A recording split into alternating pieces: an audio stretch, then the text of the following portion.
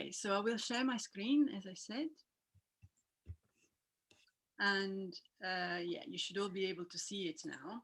So, as I said, everything that I'm going to say during this session is projective information. So here there is no truth, no right and wrong. All the information that I share is meant to activate something in you. And I will also be asking triggering questions that you maybe can find even a little bit annoying. Either way, it's fine. Don't judge yourself. Don't worry if you get a little bit annoying. Everything is fine. I encourage you to keep a pen and a piece of paper, not so much to make notes as to what I say, but more to actually write how what I say moves your energy. So indeed, we will be activating a gestalt, and then there will be a time when we actually activate the resources in the beginning. Then we will go into the core of the topic, which is leadership. And then at the end, there will be an integration part, bringing it back all to your life. And the idea is indeed to complete it in your own time. And I will be using a nature setting, which is horses and herd as a scenery, because horses are my source of inspiration. I am an equine assisted coach myself, so sometimes the horses are actually present with me in the sessions when I coach, and whenever they're not with me physically, they are my source of inspiration. So I observe them and I extrapolate facts, in this case about leadership, to understand the dynamics in our own human lives. So good. So in order to start the session, I would like to kick it off with a quote. And the quote goes like this: "If the ocean can calm itself, so can you. We are both salt water mixed with air." And I've chosen this quote because it highlights how much we are in a way all connected. So we may feel, especially these days that there's lockdown, we may perhaps feel like we're all in our bubbles and disconnected from the rest of the world. But if you think deeply, there is something like a force in the background that brings us all together, and we're all one. And think of, the community, the Black Valley community that you're part of. Think of all the groups you're part of. So we're all like part of one big, something bigger. And with this quote in mind, I would like to ask you to notice, where is your energy at the moment? And how do you feel in your body? Perhaps try to disconnect from the mind and from everything that you were doing before, and move into your body. Feel your energy. What are you feeling? Is there perhaps a bit of a tension somewhere? Also, where are you physically? Are you, in your study room? Just take a moment to note all this. And now the energy may change during the session.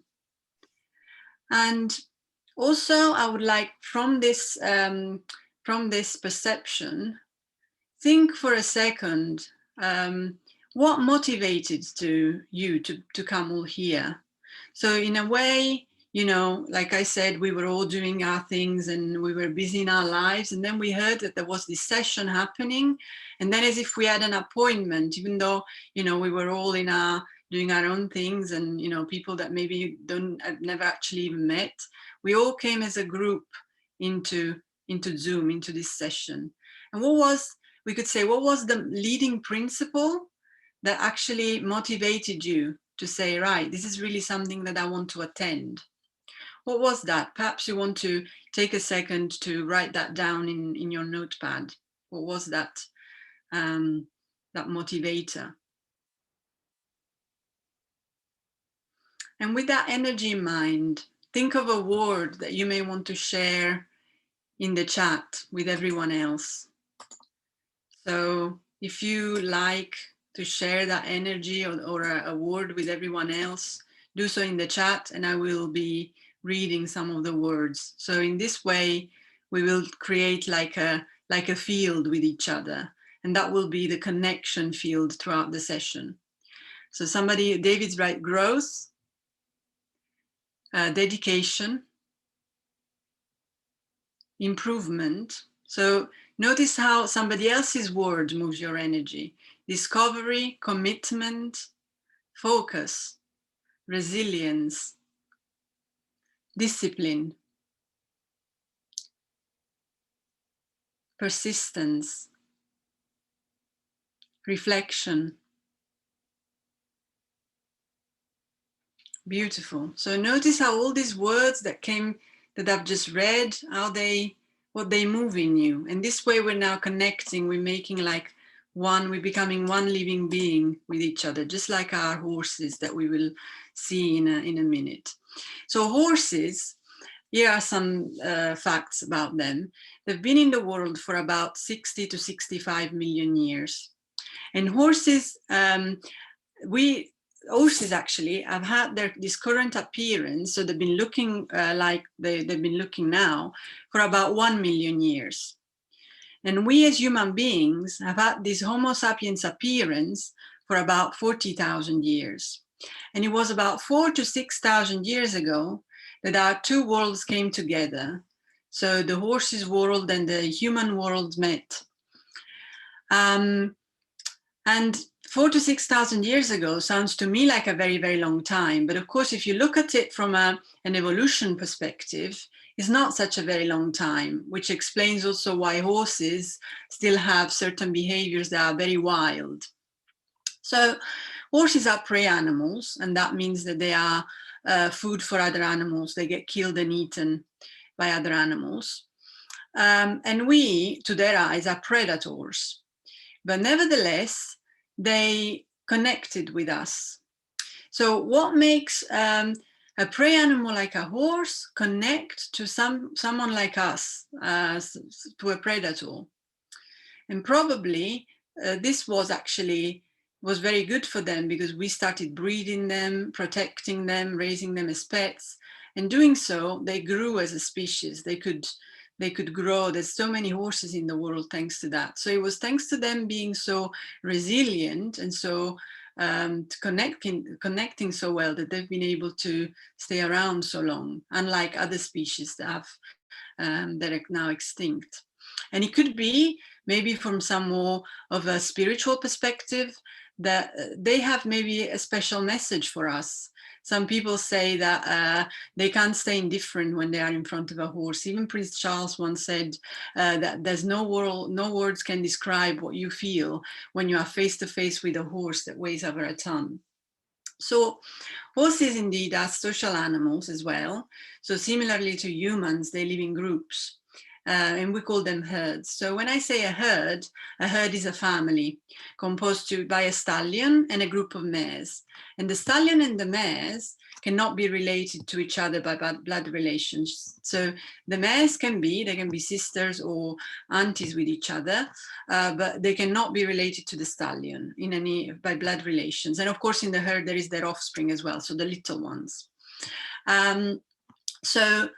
This is basically, in the herd, there is a natural instinct to prevent inbreeding, because inbreeding weakens the genes. And as a linguist myself, I know that in all the languages in our life, in the world, there is a very clear structure to define blood relations. And that's also an instinct to prevent inbreeding and incest. So there is this very strong necessity to prevent that. And what does this actually tell us about the diversity that we bring? So how much potential is there in the diversity that we bring to our groups, to our organizations, to our families? This could be a point of reflection for how much potential there is. The more diverse we are, the stronger we are. So for horses, unlike humans, us as human beings, we grow stronger by developing relationships outside of our families, while for the herd, for the horses, the herd is always number one. And they learn very quickly which behaviors guarantee them a place in the herd. So every single horse has got a special place in the herd that belongs to them. And there is a natural way for talents to blossom at no one else's expenses. There's never an expectation of a horse that they learn something they cannot do. So it's like an organic living being. And they learn immediately which behaviors guarantee them a place in the herd and what they have to do to belong to the group. And otherwise, if they don't show these behaviors, they can get removed from the herd, which then means that they are at risk for their life. So the sense of belonging is always in our background, as in nature. So it's true for the horses, and it's true for as well as for human beings. So we always have, even as children, we need to feel that we belong to the groups that we're part of. So for example, you know, there's always behaviors that you have to show in order for the group to, in order to be included by the group. For example, I collaborated for some time for an organization very happily, where what you are, in order to belong, you had to be a little bit laid back. And that reflected sometimes in spelling mistakes in emails, mixing up time and dates of meetings. And whenever that happened, it was never a problem. It was commented on as, oh, welcome, now you really are one of us. So you may want to do this little exercise and think of two groups that you belong to, one for work and one for your private life. And what do you actually have to do to belong to that group? You may want to write in your notes this sentence: in order to belong to, and then write the name of the group. I have to, and then write down the action. And you may want to do this little exercise in your own time. So perhaps it's a good idea to write this sentence down in your notepad to then reflect on in your own time. In order to belong to the group, I have to, and then write down the action. So we're included in the groups that we belong to when we are loyal to the group's leading principles. And leading principles sometimes are also called values in organizations. Sorry. So leading principles can also be called values in organizations, right? And horses have got leading principles, which are surviving, reproduction, carrying on the species, order and hierarchy, harmony, vitality, and sharing, whereby surviving, reproduction, and carrying on the species are motivators. So we could say the why they do what they do. For the herd, the priority is always to survive, always to, so they have to do certain things because they have to save their lives. And then the other ones are the context where this is possible. So we could say the how. So the order and hierarchy, for example, is a biological function.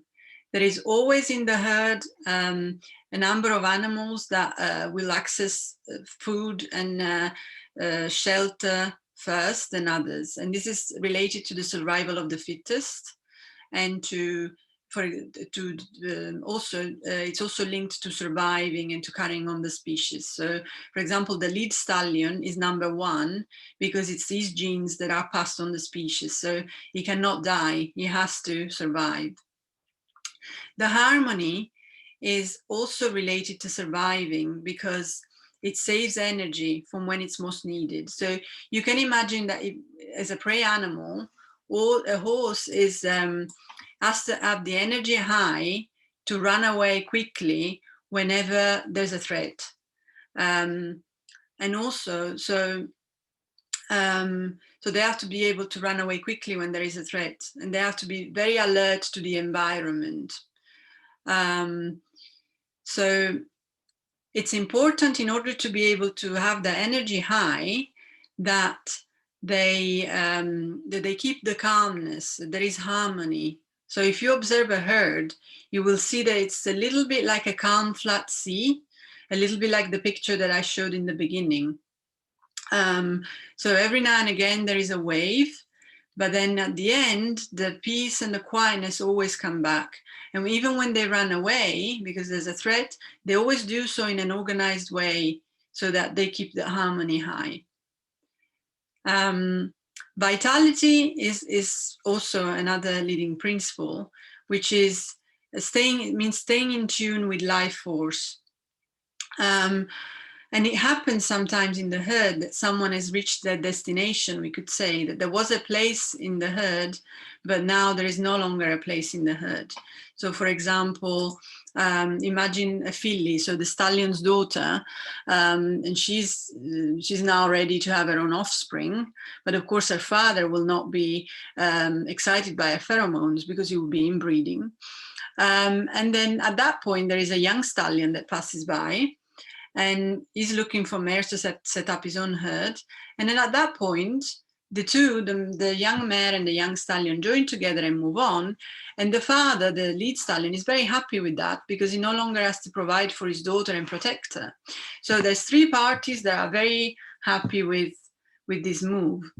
And what does that say about the context we work in, for example, and in our organizations? How often does it happen that, for example, an employee has reached their destination, and you know that they're very committed, they're very good, they've been working there, but now they're ready for something new, and you may have something new for them in your department, or maybe not, but perhaps in another department there may be something for them, or maybe in another organization.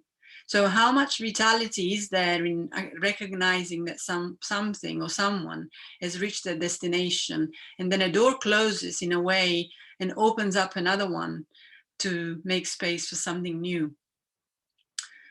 And sometimes we as human beings feel that we may feel insecure because, you know, we know what we have now, but we don't know what is going to happen if we move on. So yeah, how would you as a leader, how would you go about it, about going on with vitality as a principle? And horses also have sharing as one of the leading principles. So the herd is in itself almost like an organic living being made up by different animals. And they all move on organically, in tune with harmony. And everyone has got their place, and everyone contributes. But there's no such thing as personal issues. So it's like the problems of one are put in the herd and moved on and taken up by everyone else. And as leaders, sometimes we could feel a little bit lonely because it's all on our shoulders. We've got lots of responsibilities. We can't make friends with our employees. We can't make friends with our clients.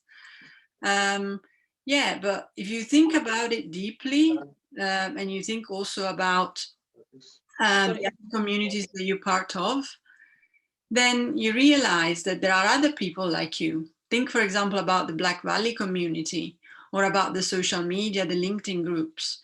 What would happen if you connected with other leaders like you?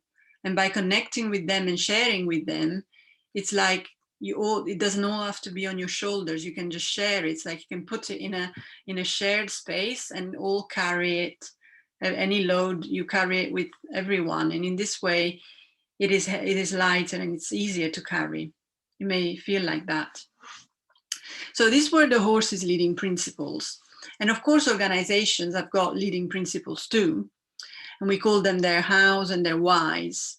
Apple, for example, they've got very clear leading principles, and apparently they've been successful over the years thanks to the fact that they're so aware of their leading principle and so loyal to them that they immediately know whenever there is which strategies are in harmony with their leading principles and which ones would work against them. And then they immediately know which roads to take when there's a problem or when there's a strategy to be made.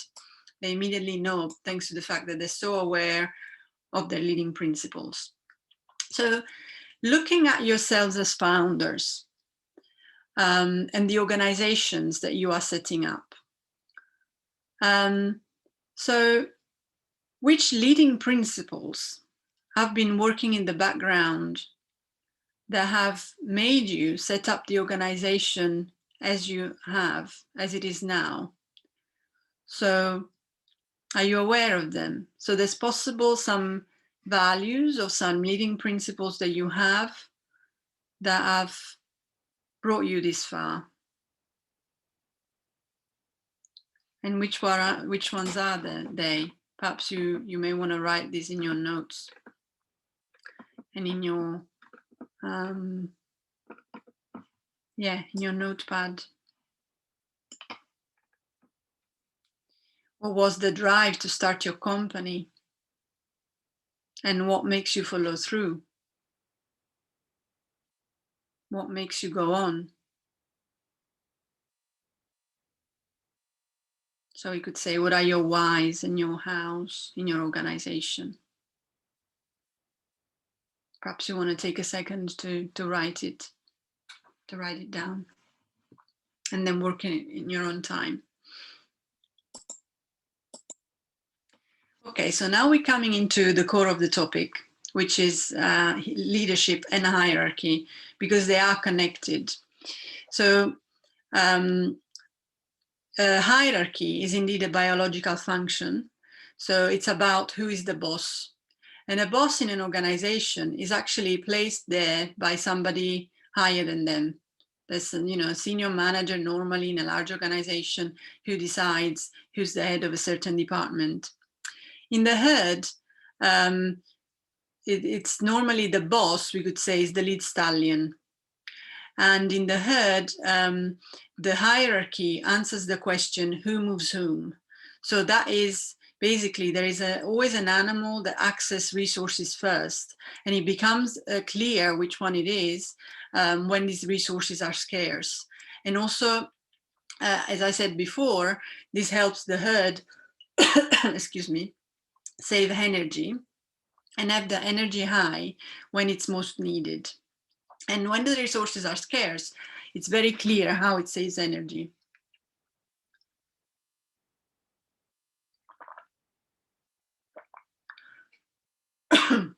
Sorry.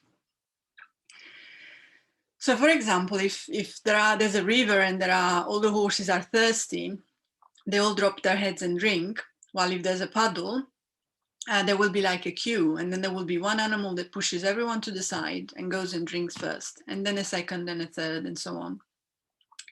So this is a little bit similar to, in an organization, think of the coffee corner. If there are 4 different coffee machines where you can get a cup of coffee, there will not be a queue. Everyone will go and get a cup of coffee.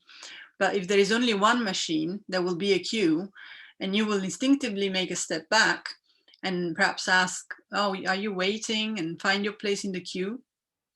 And if there is a senior manager or your boss walking into the coffee corner, you may instinctively even say, oh, would you like to go and get a cup of coffee first? And they will say, no, thanks, you were first, please go ahead. And in a way, by not taking our place, they give us permission to go instead of them, to go first. So basically, hierarchy is a little bit linked to the principle of benefits and burdens. And it is a question of privilege. So somebody higher up in the hierarchy has got a higher salary, they've got more benefits, so they get to get a cup of coffee first. Some companies might even have parking spots reserved for senior managers in front of the door. And I even knew of a bank once who had, where senior management had their own chef and their own wine cellar.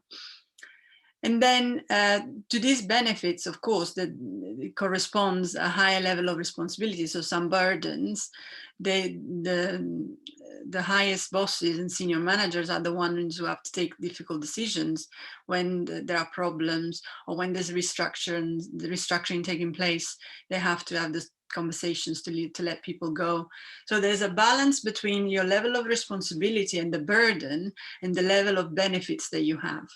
And in the herd, in the horses herd, it's also linked to friendship, because horses make friends. So for being friends with the lead mare, for example, guarantees a higher place in the queue. So if I'm the lead mare best friend and she's second, I will be third as long as she's there. When she's not there, then I will go back to my place. So this was an interesting fact about the horses. In our organizations, of course, it's not the case. So leadership, on the other hand, it's a little bit different. A leader is not put in place by someone higher than them. A leader is chosen by his followers. It takes two to lead. I could be here and lead this session thanks to the fact that you all turned up. If you didn't turn up, I wouldn't be able to do it.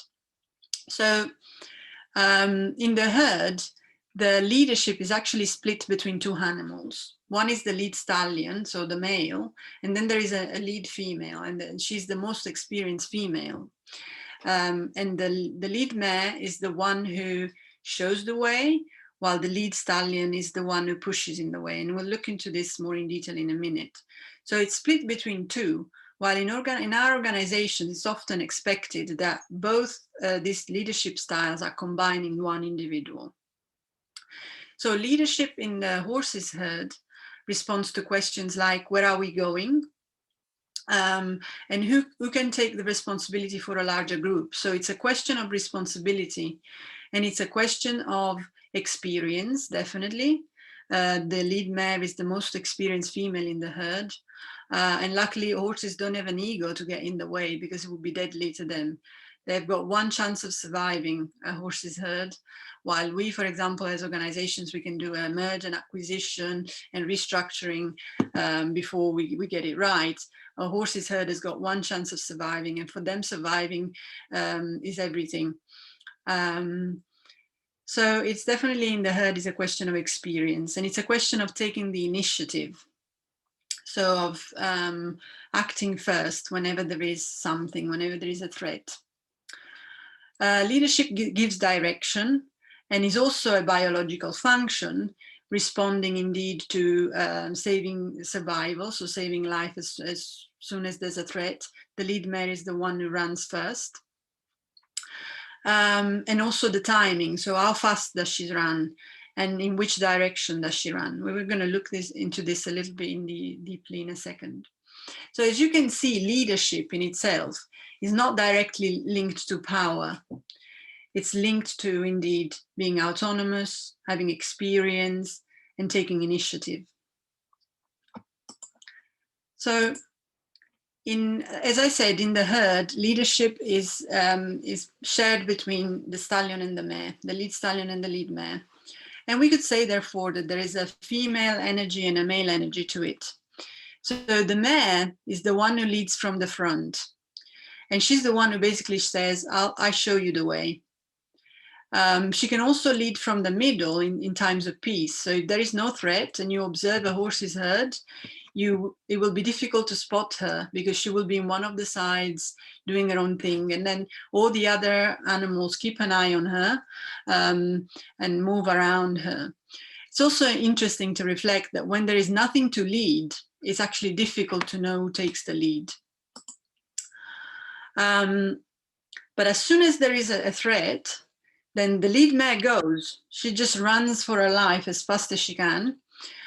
She also wants to save her life, and she's autonomous in her movement. So she runs. And at that point, the lead stallion just pushes everyone else into a direction. And he can do that harshly, immediately. He wants up, immediately run. And if somebody is left behind, he will just go. It's the stallion's job to keep the herd together. But he does what he can. He can't. It's never actually it cannot be a goal in itself to keep the herd together. He saves his life. The goal is to save life. So saving his own life and the herd's life, and he does what he can. But if someone is left behind, then it can be helped. So you can see how questioning the stallion's leadership can be dangerous, not for the stallion as much, but for the one who's left behind. The stallion will just run, and he's the one who's got the most difficult place, as he's at the back.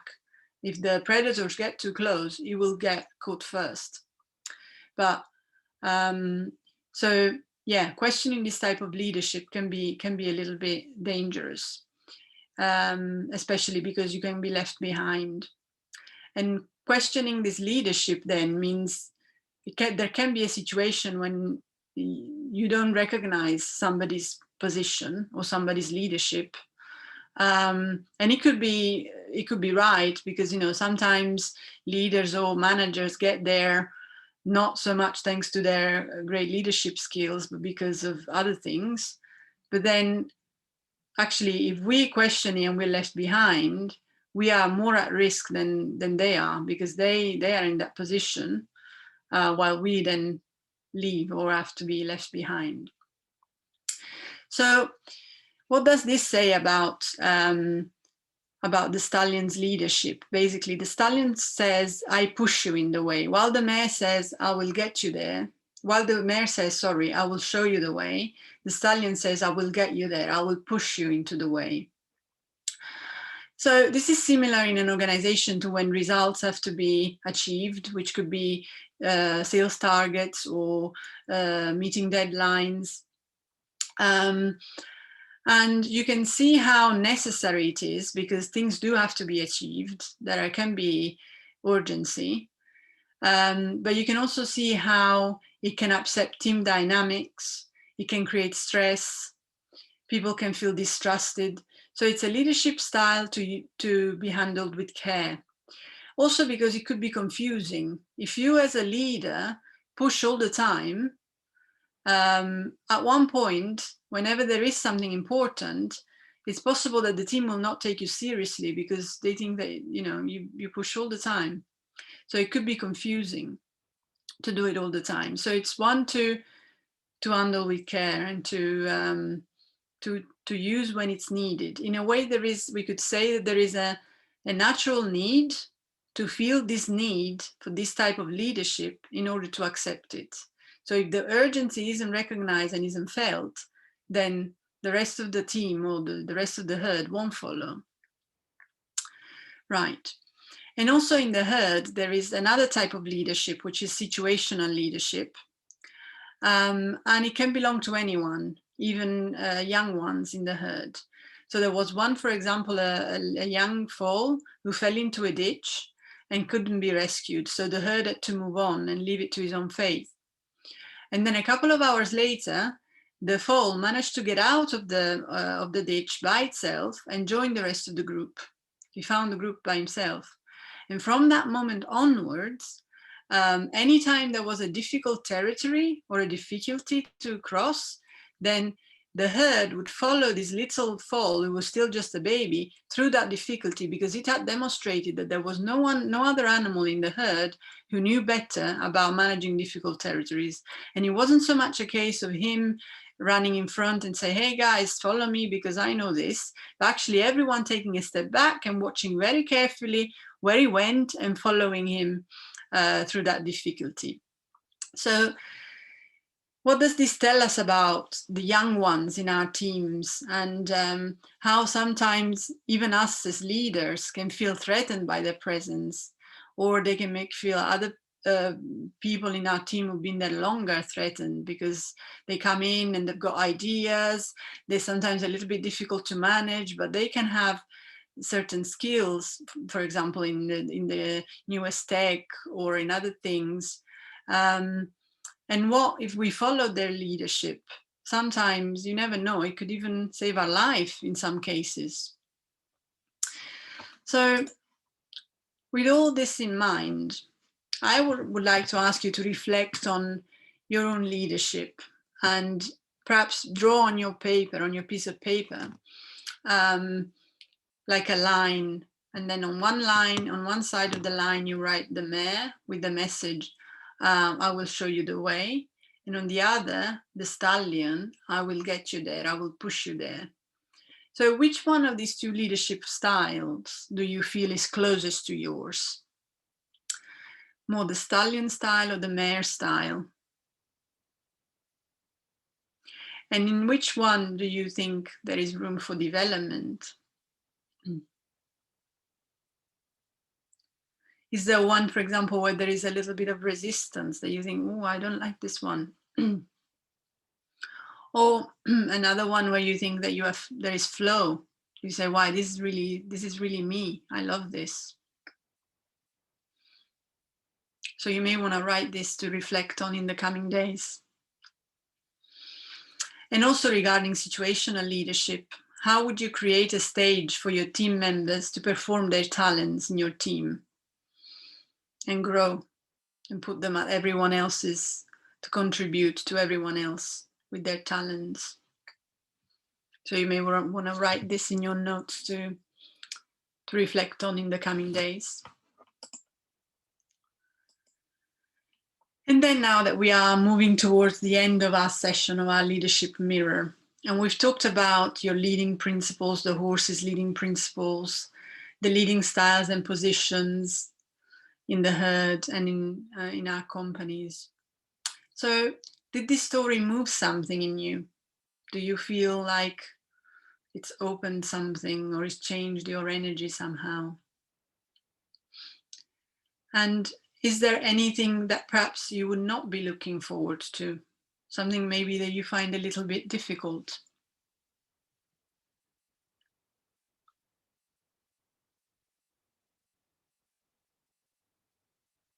And what would it be?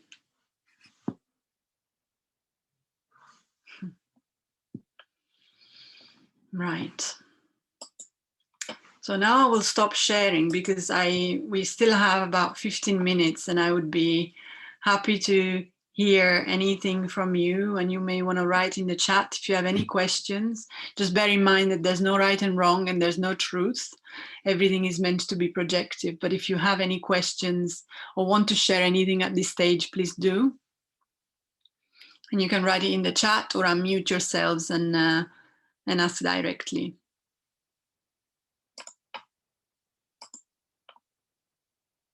Now I've lost the chat, I think. Cannot find it. Ah, there you go. Very small. Can I ask a question? Yeah, sure. With the, I like the imagery of like the mare, the stallion, and situational leadership. Can you move in between all three, or do you have to stick to one? You can, of course. Like I said, in our organizations, we are expected to have both in one individual. While in the herd, there is two different animals, the stallion and the mare, and there's like a division of duties. In our organization, we should have both ideally. Is that your question, Leke? Sorry. Yes, it is. Yeah. So yeah, ideally we should have both, but by nature we probably don't have both by nature. There's always one that we prefer to be a little bit more pushy, or we prefer to be one that really show the way and leads by example and, you know, shows people what to do. But then, so what does this say about ourselves? And, you know, where do we have to grow? Where do we have to yeah, well, even when you notice that there is a little bit of resistance, what do you want to do with that resistance? Do you want to work with it? Do you want to? So yeah, that would be an interesting point for development for, yeah. Thank you. Pleasure. So if I can go back to the leadership and hierarchy style, yes, of course I can. Let me see if I can share again.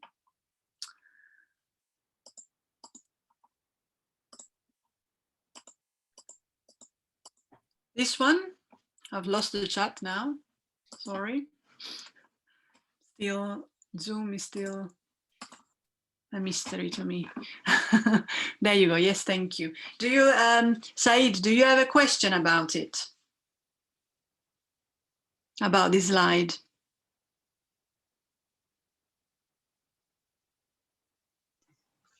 Yeah, I had one question. I also wanted to take some notes as well. So yeah. Please. On the hierarchy bit, what does it mean by places don't need to be renegotiated? Yeah, so basically that there is in the herd there is always there is structure. There is an animal that eats first.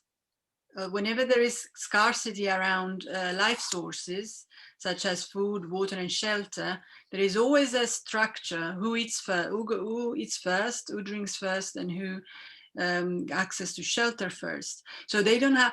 The thing is, because horses are prey animals and they always have to look around for predators, right? They cannot afford to lose energy negotiating who eats first and waste energy that way, because a minute later there could be a pack of hungry wolves hunting for the next meal. So they need to have the energy high to run away quickly for when that threat happens. So by having that clear structure around hierarchy and always having an animal that eats first, and then one that eats second, one that eats third, and so on, they manage to not having to fight and negotiate the places each time, wasting energy that way, and that then not having energy when then the pack of hungry wolves comes. So by having that structure, they manage to save energy and have the energy to save their lives when that happens.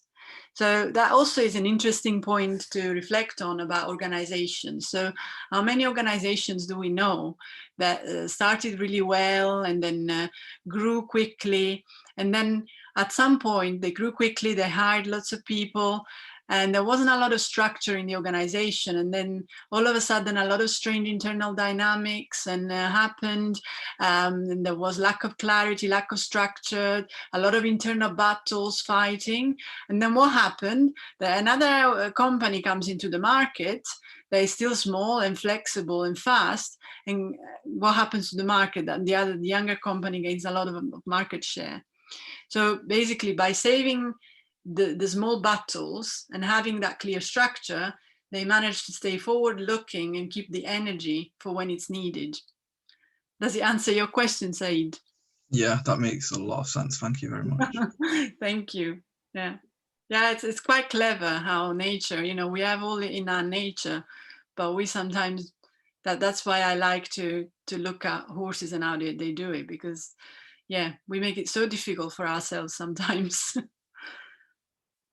Any more questions? We still have about 10 minutes.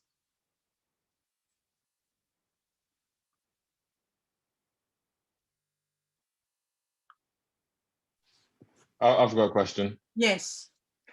So you were talking about the baby horses as well, the foals. So Yeah. where do they come on the kind of scale between mare and stallion? Is that like a different scale, or are they like more towards the mare or more towards the stallion? No, it's a different scale. So in the herd, if everyone knows what to do, the mare takes lead. If no one knows what to do, the mare still takes the lead. But if there is one animal that knows better than anyone, then he takes the lead. That doesn't matter. So it goes all a different direction. It's like a natural process. And then in this case, they had seen that it could manage a difficult territory. So it's more beneficial and it guarantees survival to follow that little baby. And then even in that case, even the stallion and the mare go, fine, yeah, let's follow him. He knows better.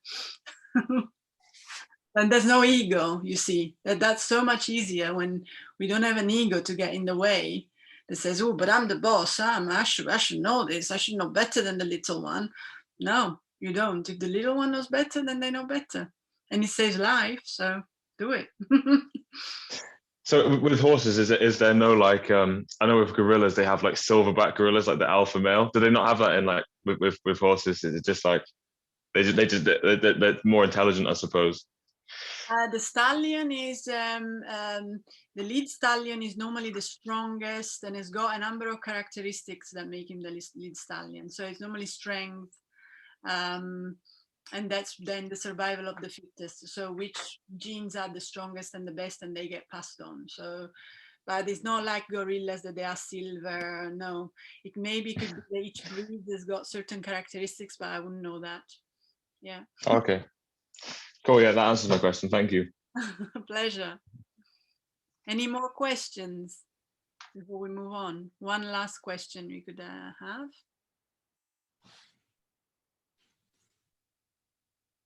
All right, if there's no more questions, then I'll move on to.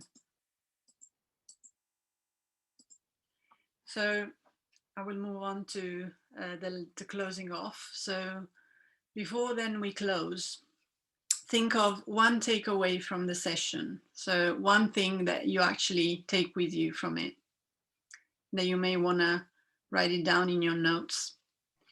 And also notice how has your energy changed from the beginning? Has it changed at all? And make a wish for yourself and your company. What do you wish yourself and your company? And perhaps you want to think about one word to close this session, just like we did in the beginning. Write it in the chat box and I will read it for everyone else so that we all close and make that, we become again like a herd and make that, that energy field again that is still there. But before we go away, we reinforce it with one last word. So what word would you share with the rest of the group? Would you like to put it in the chat?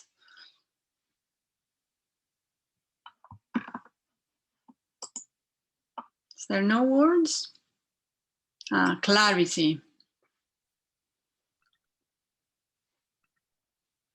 Any more words from anyone? Nature, no ego, enlightened, new perspective, no ego again. Direction, collaboration, beautiful. Support.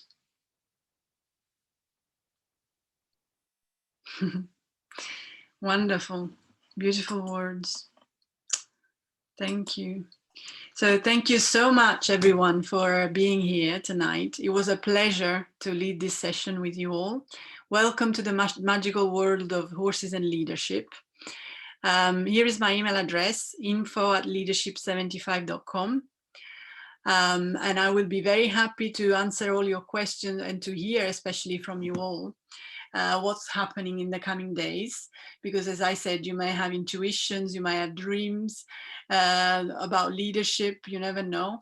So if there's anything at all you want to share with me, I will be very, very happy to hear it, and I will be replying to all your emails. So please do feel free to reach out at info@leadership75.com.